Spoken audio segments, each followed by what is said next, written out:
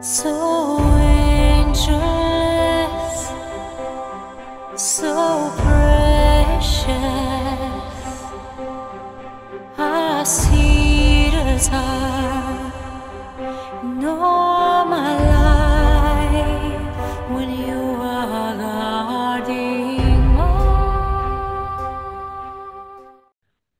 Oke, shalom semuanya ya. Senang sekali bisa ketemu lagi dengan saudara-saudara semua.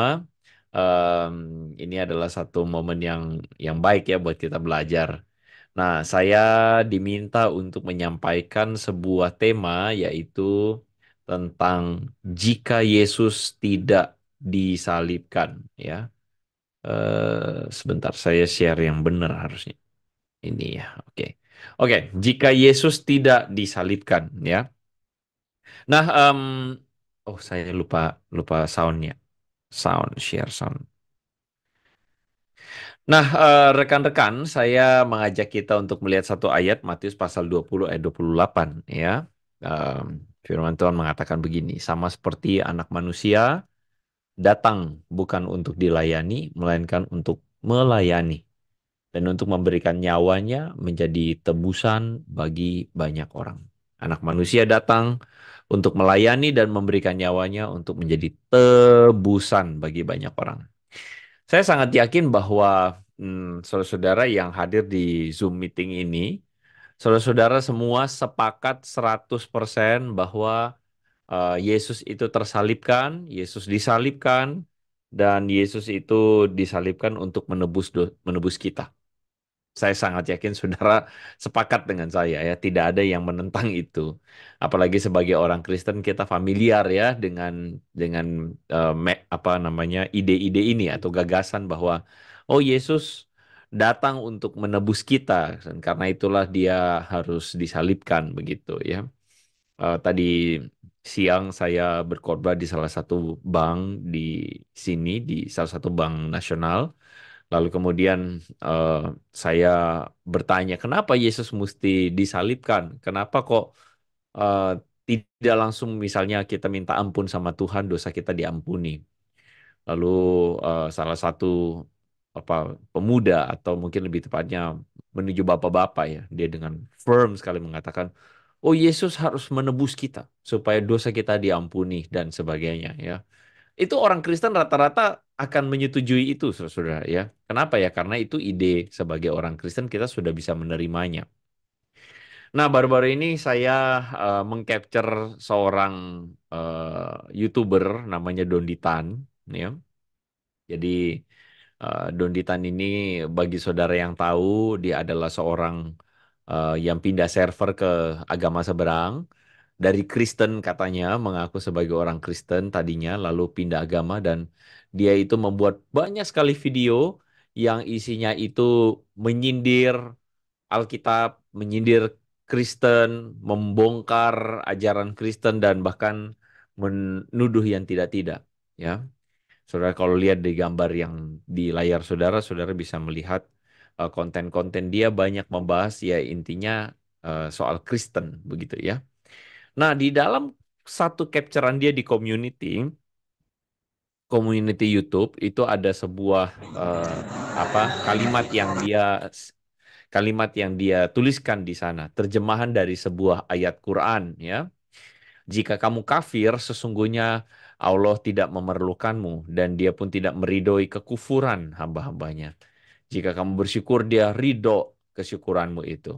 Seseorang yang berdosa tidak memikul dosa orang lain, ya. Jadi dia menuliskan kalimat ini dengan huruf kapital. Itu menunjukkan sebuah penekanan dia bahwa orang itu tidak memikul dosa orang lain. Jadi dosa itu masing-masing dipikul sama dirinya sendiri. Itu kata Donditan. Ya, saudara saya sampai di sini dulu ya. Saya jadi bertanya kepada saudara-saudara, eh, menurut saudara setuju tidak bahwa kita harus memikul dosa kita masing-masing, gitu ya? Saudara kalau ketemu dengan pertanyaan seperti ini, saudara harus curiga bahwa orang ini bertanya tujuannya kemana. Karena bagi para orang-orang yang suka menyerang agama Kristen, di ujung dari pertanyaan ini adalah Kalau gitu Yesus memikul dosa kita itu benar atau enggak? Karena bagi mereka Yesus tuh tidak masuk akal. Tuhan Yesus itu memikul dosa kita atau menanggung dosa kita. Sementara itu adalah salah satu tema teologi kita dalam kekristenan ya. Ada seorang ustadz yang lain dari Kristen namanya Ahmad Kainama. Ya, ini kesayangan saya juga ini. Nah, dia mengatakan begini ya. Sedang memfitnah Jesus. Jesus harus mati untuk menebus dosa. Tidak, tidak ada. Tidak ada human sacrifice. Tidak ada korban manusia untuk penebusan dosa. Tidak ada. Sejak zaman ada. Tidak ada dosa turunan. Dia mengatakan Yesus menebus dosa. Tidak, tidak kata dia ya. Sejak zaman Adam tidak ada itu menebus dosa. Tidak ada dosa turunan. Nah, saudara-saudara, sesungguhnya perkataan orang-orang seperti ini adalah perkataan yang saya yakin bagi orang Kristen pada umumnya, tidak semua, tapi orang Kristen pada umumnya akan cukup kebingungan, saudara, untuk menjelaskan kenapa atau menyanggah apa yang jadi keberatan mereka. Sedang Apakah dosa itu adalah harusnya dipikul sendiri atau ditanggung ke orang lain? Dan implikasinya kalau memang dosa itu tidak ditanggung ke orang lain, maka memang tidak pernah ada itu dosa turunan. Lalu kemudian Yesus menebus dosa. Nah, saya pikir hari ini makanya ketika PDPK memberikan tema jika Yesus tidak disalib, ini menarik buat saya. Karena apa? Karena kita tidak akan ngerti atau kita tidak akan bisa mengimajinasikan pentingnya kenapa Yesus itu disalib kalau kita tidak benar-benar paham kenapa memang Yesus disalib. Sebagai orang Kristen, saya yakin kita semua itu punya sebuah kepercayaan yang sama. Yesus menebus dosa kita. Tetapi menebus kita dari dosa lebih tepatnya. Tetapi sebenarnya kalau dipikir-pikir logiskah menebus kita dari dosa itu? Yesus menanggung dosa, Yesus menebus kita. Logiskah itu? Masuk akalkah itu? Nah, untuk memahaminya, maka kita harus mengerti dulu beberapa pokok-pokok eh, apa namanya? Pokok-pokok dogmatika dari yang tadi disebutkan ya. Yesus menanggung dosa, Yesus menebus dosa. Di dalam ajaran kekristenan itu ada istilah yang namanya dosa waris. Ya, dosa turunan. Yang tadi disebutkan oleh Ustadz Kainama itu. Nah, saya percaya bahwa banyak orang itu tidak paham betul apa itu arti dosa waris atau dosa turunan. Apakah dosa itu yang berbuat bapaknya yang tanggung anaknya? Apakah dosa itu yang berbuat nenek moyangnya lalu kemudian yang tanggung anak cucunya? Saya ingat sekali dulu waktu kecil, saudara saya pernah bermimpi atau berandai-andai. Saya ingat waktu itu saya masih SD, lalu kemudian saya itu ada kejadian apa saya nggak tahu. Pokoknya kejadian itu menyedihkan lah buat saya. Lalu saya itu kepikir, wah ini gara-gara berdosa ya ini hidup di dunia ini kita hidup dunia kita ini jadi menderita. Harusnya dulu Adam itu tidak makan buah supaya kita tidak menderita. Langsung saya dalam hati saya itu berjanji. Kalau nanti satu saat saya ketemu Adam, pengen saya marahin tuh Adam. Bikin susah aja gitu kan. Saya nggak tahu saudara pernah pernah merasakan itu atau tidak ya. Atau cuman saya doang yang pernah mikir begitu. Tapi seenggaknya itulah yang diajarkan kepada kita. Karena Adam, makanya kita semua ini menderita saudara-saudara. Apakah betul begitu? Lantas kalau begitu, berarti itu diturunkan. Kita nggak salah, tapi kita menanggung dosa. Apakah kayak begitu? Nah, saya punya sebuah pemikiran yang saya ingin saudara sama-sama coba lihat. Mari kita pikirkan kembali bahwa apakah Kristen itu ngajarin bapaknya berdosa, anaknya yang mati? Apakah Kristen mengajarkan itu? Ya, firman Tuhan di dalam Yehezkel, ya, Yehezkel pasal yang ke-18 ayat yang ke-20 mengajarkan kepada kita bahwa orang yang berbuat dosa itu yang harus mati dan anak tidak akan turut menanggung kesalahan ayahnya. Ini firman Tuhan loh. Jadi orang tidak menanggung kesalahan bapaknya atau nenek moyangnya itu tidak ditanggung. Nah, dari sini kadang orang ada pengajaran, wah ini dosa turunan, ini mesti pelepasan. Hati-hati loh, saudara. Apakah Alkitab mengatakan itu? Ya. Di dalam perjanjian baru pun, Galatia pasal 6 ayat 7 mengatakan, Allah tidak membiarkan dirinya dipermainkan karena apa yang ditabur orang itu juga yang akan dituainya. Dari PL dan PB kita bisa melihat bahwa ada sebuah fairness atau keadilan Tuhan di mana memang pada dasarnya Kristen tidak pernah ngajarin bahwa apa saya yang bikin dosa lalu Pak Alan yang tanggung dosa saya. Itu tidak pernah diajarin begitu. Kristen tidak pernah ngajarin bahwa kita bikin dosa lalu yang tanggung itu orang lain. Nggak pernah. Lalu kenapa dengan Yesus menanggung? Nah, sabar dulu, jangan ngegas dulu gitu kan. Jadi dosa turunan itu apa atau dosa waris itu apa? Nah, jadi kita memang harus memaknai dosa waris itu dengan lebih benar. Ya, saya mengajak kita melihat Roma pasal 5 ayat 12. Di sini Paulus itu memberikan sebuah penuturan pandangan teologisnya dia. Paulus mengatakan sama seperti dosa telah masuk ke dalam dunia oleh satu orang. Nah, ini menurut mereka yang memandang dosa turunan itu seringkali pakai ayat ini. Saya tidak menentang doktrin itu, cuman saya menganggap istilahnya ini mesti diubah sedikit nih gitu. Roma pasal 5 ayat 12 mengatakan dengan clear, dosa masuk ke dalam dunia oleh satu orang. Oleh siapa? Oleh Adam. Dosa masuk ke dalam dunia. Tapi kalau kita baca ayat ini, kita akan menemukan satu keanehan. Karena kita berpikir bahwa yang bikin dosa itu Adam, kitanya kena. Kalau kita baca baik-baik, apakah Paulus bermaksud begitu? Paulus mengatakan sama seperti dosa telah masuk ke dalam dunia oleh satu orang, karena semua orang telah berdosa. Saudara bisa melihat nggak? Ini kausalitas nih.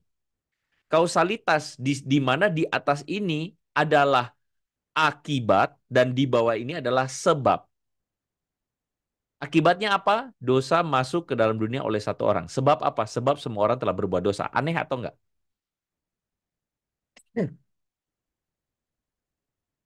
Aneh atau enggak, saudara? Urutannya kebalik. Betul enggak? Urutannya kebalik. Harusnya semua orang telah berbuat dosa karena dosa masuk lewat Adam. Betul begitu kan? Kalau kita pikir berdasarkan apa yang selama ini kita pahami. Tapi dalam Roma pasal 5 ayat 12, Paulus tulisnya, dosa masuk ke dalam dunia oleh satu orang. Penyebabnya apa? Karena semua orang telah berbuat dosa. Ini berarti memahami dosa masuk ke dalam dunia oleh satu orang ini tidak bisa kita artikan Adam berdosa kita kena. Nggak bisa kita artikan begitu. Paham ya saudara-saudara ya? Karena apa? Berarti penyebab. Karena semua orang telah berbuat dosa. Penyebab berarti yang lebih awal adalah mana yang berdosa dulu? Adam atau semua orang? Adam atau semua orang? Kalau dari ayat ini saja. Dari tulisan ini saja. Yang mana yang berbuat dosa terlebih dahulu? A karena Adam. B. Saudara perhatikan baik-baik. A, ini misalnya saya ibaratkan A karena B. Kalau A karena B, berarti yang duluan A atau B?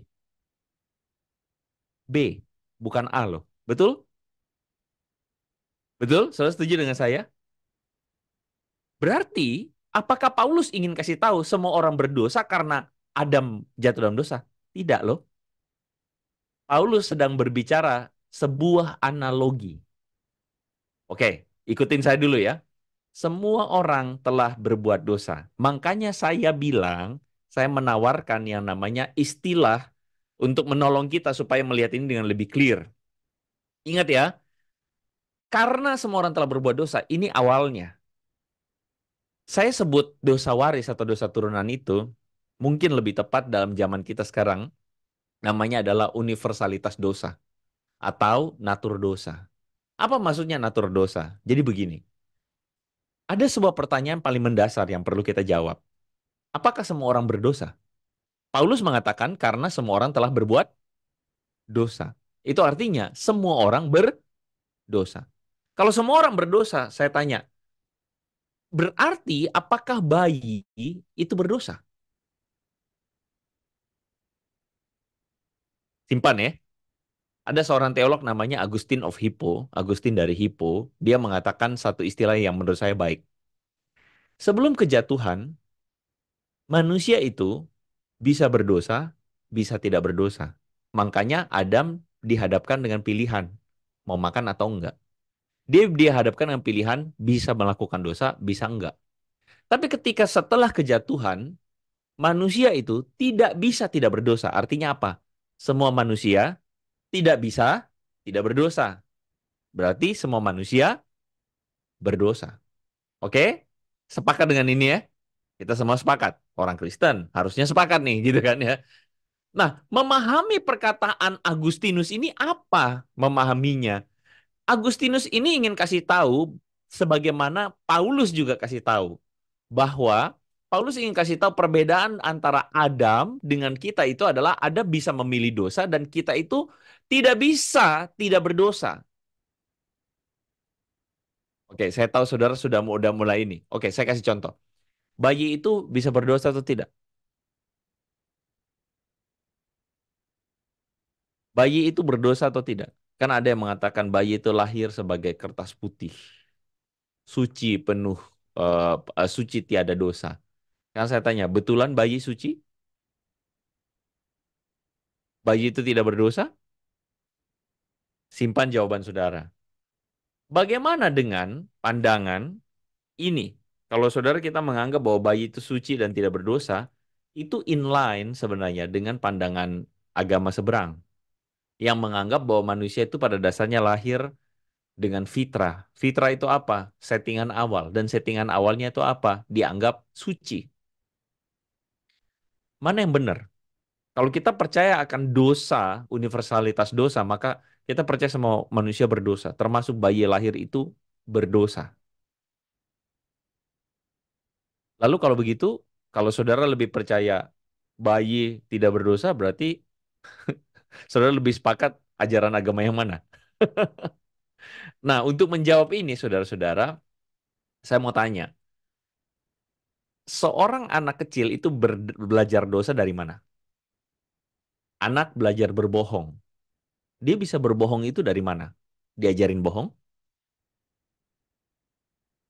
Sewajarnya, saya percaya tidak ada orang tua ngajarin anak berbohong. Setuju? Tapi dari mana anak itu bisa bohong? Sewajarnya tidak ada orang tua yang ngajarin anak egois. Bener? Tapi kita yang udah punya anak, adik kakak, misalnya adiknya bisa ambil itu makanan, dia ambil itu ciki atau makanan ringan itu ya taro. Dia ambil buat dianya sendiri, dia nggak mau bagi kakaknya. Siapa yang ngajarin itu? Tidak ada. Bener? Ada anak yang dari kecil nakal. Sekarang saya tanya, anak itu nakal karena ada yang ngajarin anaknya nakal? Tidak ada. Itulah yang kita sebut dengan natur dosa. Natur dosa itu artinya dalam diri semua orang tanpa terkecuali sebaik apapun dia itu ada yang namanya kecenderungan dosa. Paham? Inilah yang disebut oleh Paulus semua orang telah berbuat dosa. Lebih masuk akal yang mana? Anak lahir seperti kertas putih, bersih? Saya tidak sepakat dengan itu. Karena secara faktual, secara yang kita lihat dengan mata kepala kita sendiri, tidak ada anak yang suci. Anak itu lahir dengan kecenderungan dosa.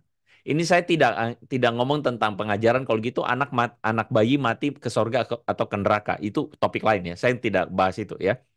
Tapi kalau dari sini kita sepakat bahwa setiap manusia itu pada dasarnya berdosa, seperti yang dituliskan di dalam Roma ini. Karena semua orang telah berbuat dosa, makanya kita sebut universalitas dosa. Loh, Pak, lalu kenapa yang tadi Bapak bilang A karena B itu apa maksudnya? Jadi begini, kalau kita baca ini ayat, sama seperti dosa telah masuk ke dalam dunia oleh satu orang, itu tidak bisa kita lepasin dari teologinya Paulus, di mana Paulus mau kasih tahu ada dua Adam. Adam pertama adalah Adam yang jatuh dalam dosa, dan Adam yang kedua adalah Tuhan Yesus. Jadi, Tuhan Yesus itu tidak jatuh dalam dosa seperti Adam. Jadi Paulus sedang menjelaskan bahwa Adam yang pertama ini gagal. Kenapa gagal? Karena pada dasarnya semua orang itu punya natur dosanya. Paham, saudara? Dan Yesus Kristus itu tidak punya natur dosa. Gitu loh, saudara. Makanya ini A karena B itu adalah sebenarnya ini bukan soal masalah mana yang duluan secara latar historis. Tapi pada kenyataannya semua manusia itu lahir dengan natur dosa. Makanya Adam itu dipakai sebagai penggambaran simbolik bahwa Adam jatuh dalam dosa. Karena Adam itu bapa kita semua, makanya kita pun berdosa. Terus sampai sini paham ya? Oke. Jadi, istilah yang saya pakai lebih rasional adalah universalisme dosa. Manusia itu semua berdosa. Kita semua ini punya natur dosa. Dan kalau misalnya mereka mengatakan harusnya setiap orang pikul dosanya sendiri, ya memang begitu. Memang dalam Kristen tidak pernah diajarkan bahwa bapaknya berdosa, anaknya tanggung. Tidak diajarkan begitu. Loh, tapi itu Adam gimana, Pak? Itu namanya simbol. Simbolikal bahwa Adam itu melakukan dosa dan kita anak-anak Adam, kita pun berdosa. Itu namanya simbol. Itu namanya pandangan metafora. Gitu loh. Karena di dalam bagian Roma pasal 5 itu kita ketemu Paulus pun menjelaskan Yesus seperti Adam, tapi Yesus tidak jatuh dalam dosa. Itu konteks metafora. Paulus lagi bikin itu konteks metafora. Begitu, saudara. Jadi dosa turunan bagi saya lebih tepat dipakai sebagai dosa, ke konsep universalitas dosa atau natur dosa. Ya. Nah, kalau tema kita mengatakan untuk apa Yesus datang, untuk kenapa jika Yesus tidak disalib, maka kita sedang ngomong tentang tujuan Yesus datang dan tersalibkan. Dan tujuannya adalah seperti yang ayat tadi kita baca, anak manusia datang bukan untuk dilayani, melainkan untuk memberi nyawanya dan menjadi tebusan. Nah, ini kata tebusan ini. Kan mereka mengatakan tidak ada tuh Yesus menebus, Yesus tidak menanggung dosa kita karena setiap kita dosanya ditanggung, kita nanggung dosa kita sendiri. Oh, saya sepakat. Tetapi ketika dikatakan Yesus tidak menanggung dosa, sabar dulu. Orang yang ngomong demikian adalah orang yang tidak paham konteks Yudaisme atau konteks Yahudi. Tebusan dosa atau dosa yang ditebus itu adalah konsep yang familiar sepanjang Perjanjian Lama. Sepanjang Perjanjian Lama. Misalnya dalam Perjanjian Lama kita menemukan ada sebuah hari raya, yaitu hari raya pendamaian. Kita akan bisa temukan di Imamat pasal 16 dan Imamat pasal 23. Kata pendamaian itu dalam bahasa Inggrisnya atonement, itu adalah ketika hari raya ketika umat Israel itu bisa datang ketemu Tuhan. Jadi saudara tahu bait Allah itu kan atau tabut itu terbagi di ruang pelataran, ruang kudus, dan ruang maha kudus. Makanya ada lagu Ku masuk ruang maha kudus. Tahu lagu itu ya? Karena itu adalah penggambaran di mana orang Israel boleh ketemu Tuhan 1 tahun 1 kali. Di hari raya Yom Kippur itu. Waktu imam besar datang, jadi nggak semua bangsa Israel datang serobotan masuk ya. Enggak, lewat imam besar. Imam besar itu bisa masuk, itu melalui apa? Diawali dengan yang namanya penyucian. Dan penyucian itu melalui pencurahan dan percikan darah kurban. Saudara, kalau saudara baca PL, saudara akan ketemu bahwa waktu kejatuhan Adam dan Hawa, di situ dikisahkan waktu bahwa mereka telanjang. Dan ketika mereka telanjang, lalu kemudian Tuhan itu memakaikan baju kulit binatang. Baju kulit binatang tentu saja itu Tuhan tidak bikin pesan dari Cina, datang barangnya impor, nggak begitu. Artinya baju kulit binatang melibatkan binatang yang dikurbankan. Dari sini kita bisa melihat sebuah indikasi bahwa ada kurban yang menggantikan Adam dan Hawa yang disebut jika engkau memakannya maka engkau mati itu. Jadi ada kurban yang menggantikan. Kenapa? Karena kita tidak hanya berbicara soal masalah Tuhan hukum, tidak. Tapi Tuhan juga mengasihi. Tuhan mengasihi manusia yang lemah dan tidak bisa apa-apa ini. Akhirnya Tuhan kasih ganti. Tuhan kasih penggantian. Itu konsep PL. Bangsa Israel itu tumbuh besar dengan konsep itu. Bahwa kami ini dikasihi Tuhan dan digantikan.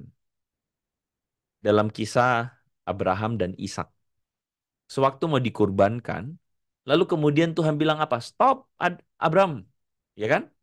Tuh ada kambing jantan. Diambil tuh kambing. Menggantikan apa? Ishak. Jadi yang seharusnya mati itu Ishak, digantiin sama kambing domba itu. Sekali lagi konsepnya apa? Diselamatin. Itu konsepnya. Diselamatkan dari maut. Lalu kemudian saudara-saudara, ketika bangsa Israel mau keluar dari tanah Kanaan. Amin. Keluar dari tanah Kanaan. Keluar dari tanah Mesir. Mau keluar dari tanah Mesir, saudara ingat kejadian terakhir itu adalah tulah ke-10 kematian anak sulung. Lalu Tuhan mengatakan begini, buat orang Israel, malam ini semua anak sulung mati. Tapi buat orang Israel, supaya anakmu jangan mati, kamu ambil itu domba, anak domba yang paling sulung, kamu ambil, kamu sembelih. Darahnya kamu oleskan di tiang rumah kamu, di ambang rumah dan tiang rumah. Supaya apa? Ketika malam itu terjadi tulah, rumah yang punya darahnya itu tidak akan dimatikan anak sulungnya. Saudara, lihat, ada yang harusnya mati tapi digantikan. Itu namanya penyelamatan atau penebusan. Konsep ini konsep yang kental dalam pikiran orang Yahudi. Bahwa kita itu diselamatin Tuhan. Dengan cara apa? Ditebus.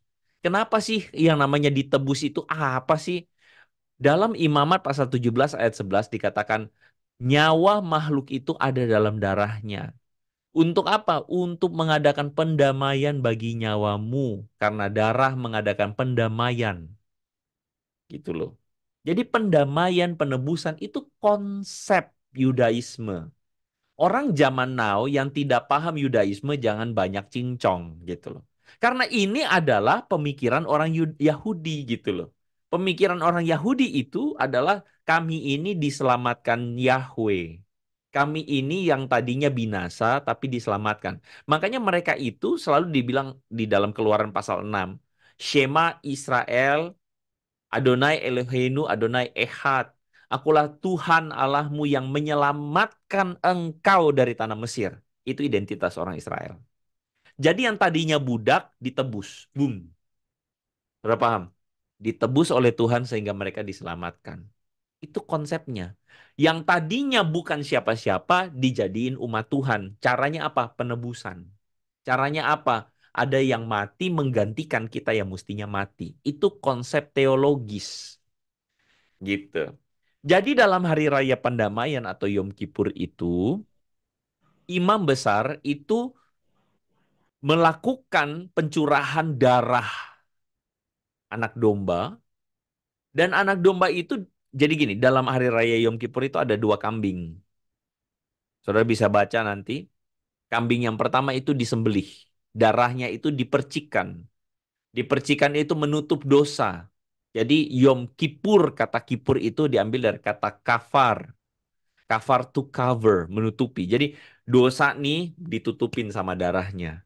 Karena di darahnya tadi ada kehidupan, ditutupin. Oke? Setelah ditutupin darahnya, apa yang terjadi?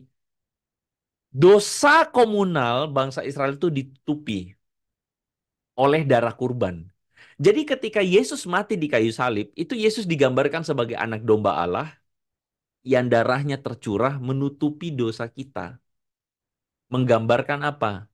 Menggambarkan kita nih manusia berdosa yang lahir dengan natur dosa itu, kita akhirnya diselamatkan karena Yesus yang memberikan dirinya sebagai kurban. Supaya apa? Seperti digambarkan bagaimana manusia itu yang tadinya Yom Kippur itu tujuannya supaya ketemu Tuhan, ketutup sama tirai. Saudara mengerti ya, di tabernakel itu ada tirai besar menutupi Ruang Maha Kudus. Ketika Yesus mati, digambarkan tirai itu terbelah. Menggambarkan apa? Menggambarkan bahwa sekarang kita tidak butuh lagi yang namanya kurban yang seperti orang Israel lakukan karena Yesus telah menggenapinya. Kita akhirnya bisa berjumpa dengan Bapa, dengan Yahweh. Kita berjumpa dengan Tuhan karena Yesus telah mati. Begitu loh. Nah, konsep penebusan Kristus ini adalah konsep teologis yang tidak bisa dipahami oleh orang yang tidak bisa memahami konsep teologis. Begitu loh, saudara. Makanya Paulus mengatakan pemberitaan akan salib ini adalah kebodohan bagi mereka yang akan binasa. Tapi bagi mereka yang diselamatkan ini adalah kekuatan Allah. Karena salib itulah yang memungkinkan kita untuk apa? Kita mengerti, kita ditebus. Keselamatan itu tadinya cuma milik Israel, makanya Paulus tulis dalam kitab Roma. Keselamatan itu tadinya cuma milik pohon zaitun. Tapi pohon zaitun itu akhirnya apa? Ada pohon zaitun liar yang diambil lalu dicangkokkan. Dicangkokkan, saudara mengerti? Diambil, diadopsi dari bangsa lain itu, Yesus mati buat kita semua manusia termasuk bangsa lain. Bangsa bukan Yahudi. Jadi kita itu akhirnya bisa diambil jadi umat Tuhan. Itu arti penebusan. Kita yang tadinya bangsa binasa, natur dosa kita menguasai kita, kita harusnya binasa, kita diambil. Jadi makna teologis Yesus yang disalibkan itu adalah umat berdosa itu ditebus oleh Yesus, dan Yesus itu adalah anak domba Paskah atau anak domba yang seperti tadi di kisah tulah ke-10, Yesus yang mati ganti kita supaya kita tuh jadi umat Tuhan. Gitu. Itu makna teologisnya. Ya. 1 Petrus 1 ayat 18 dan 19. Sebab kamu tahu bahwa kamu telah ditebus dari cara hidupmu yang sia-sia, dengan darah yang mahal, yaitu darah Kristus yang sama seperti darah anak domba yang tidak bernoda dan tidak bercacat. Jadi kematian Yesus itu tidak dimaknai secara literal. Yesus itu mati, saudara. Lalu kemudian kita ini selamat dalam pemikiran Yesus pikul dosa. Waktu kita bilang Yesus memikul dosa, itu artinya secara simbolik. Saudara paham maksudnya? Sebagaimana ritual orang Yahudi, domba itu dosanya ditaruh ke dia. Ini dosa umat Israel ditaruh ke dia. Supaya apa? Supaya umat Israel ini selamat. Itu adalah upacara, ritual, simbolik. Begitu loh, saudara. Makanya dalam Roma pasal 6 ayat 6-7, kematian Yesus itu buat apa? Penebusan Yesus itu buat apa? Paulus melihatnya sebagai kematian kita atas dosa.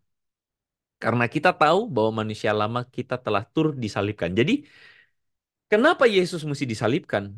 Karena itu adalah gambaran dosa manusia lama kita disalibkan bersama Yesus.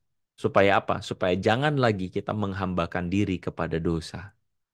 Siapa yang telah mati, ia telah bebas dari dosa. Itu makna yang pertama. Jadi kita bukan lagi hamba dosa. Sama seperti orang Israel, bukan lagi perbudakan budak dari dari Mesir, tapi menjadi umat Tuhan. Itu gambarannya, saudara. Dan yang kedua, kematian Yesus itu adalah keteladanan atau ketaatan dalam merendahkan diri. Filipi. Paulus mengatakan apa? Hendaklah dengan rendah hati seorang menganggap yang lain lebih utama dari dirinya sendiri.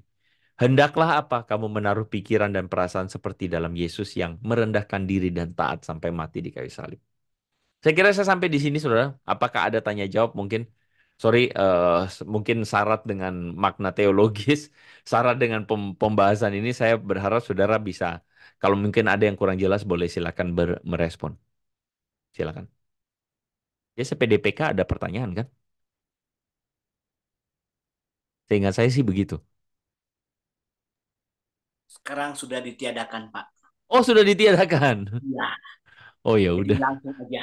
Karena nanti ada saatnya kita akan ada sesi tanya jawab, tapi bukan di sesi ibadah, Pak. Oh, baik. Nah, Saya terima pikir. kasih, Pak. Iya, makasih. Jadi saudara, saya tahu bahwa penebusan Yesus ini buat kita orang Kristen familiar. Tapi kadangkala saudara-saudara, kita tuh akhirnya tidak benar-benar memaknainya. Dan kita berpikir, oh dosa saya. Jadi gini, satu pertanyaan yang paling paling patut untuk kita tanyakan sama diri kita. Jadi sebenarnya kita dosanya diampuni itu ketika Yesus mati atau ketika kita minta ampun oleh segala dosa kita. Sekarang saya tanya, mana yang benar? Dosa kita diampuni ketika Yesus mati di kayu salib atau ketika kita berdoa minta ampun? Saya tanya. Kapan dosa kita diampuni? Yesus mati di kayu salib. Ya, berarti kita nggak usah minta ampun lagi dong atas dosa kita. Dosa kita udah diambil, betul begitu? Kalau di PLPR Pak ada namanya pernafasan rohani, ya, Ya. di mana kita hidup itu menarik nafas dan membuang nafas, dan di situ itu mempraktikkan hidup bahwa kita itu menarik nafas itu, membuang nafas itu kita adalah mengaku dosa kita. Jadi waktu saat kita mengaku dosa kita, waktu kita membuang nafas kita itulah apa ya? Itu mengaku dosa gitu loh Pak.